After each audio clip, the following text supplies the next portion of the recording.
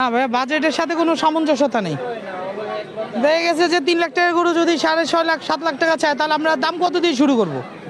এখন বর্তমান অবস্থাটা হয়ে গেছে এরকম।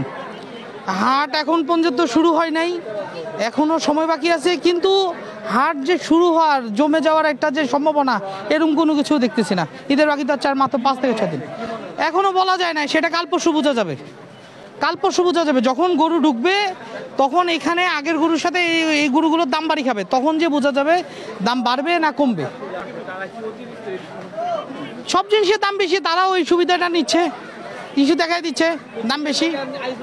3,30,000 দিয়ে কিনছি এবং ভালোভাবে আল্লাহর মতো নাসির মানে আমার রেঞ্জের অনুযায়ী দেখা গেছে যে নাসির ভাই যথাসাধ্য চেষ্টা করছে এবং সেই গরুটা 3,30,000 দিয়ে দিছে। তুলনামূলক এখনও আসলে ওইভাবে হাট জমজমাট হয় নাই, বাট আমাদের একটু দেখা গেছে যে আমি সময় পাবো না দেখে আজকে একটু সুযোগ পাইছি, এসে কিনে ফেলছি। আর তুলনামূলক অন্যবারের তুলনায় এখন মনে হচ্ছে যে রিজনেবল, আমার কাছে মনে হলো অন্যান্য হাটের তুলনায় গাবতলীতে একটু রিজনেবল পাইছি।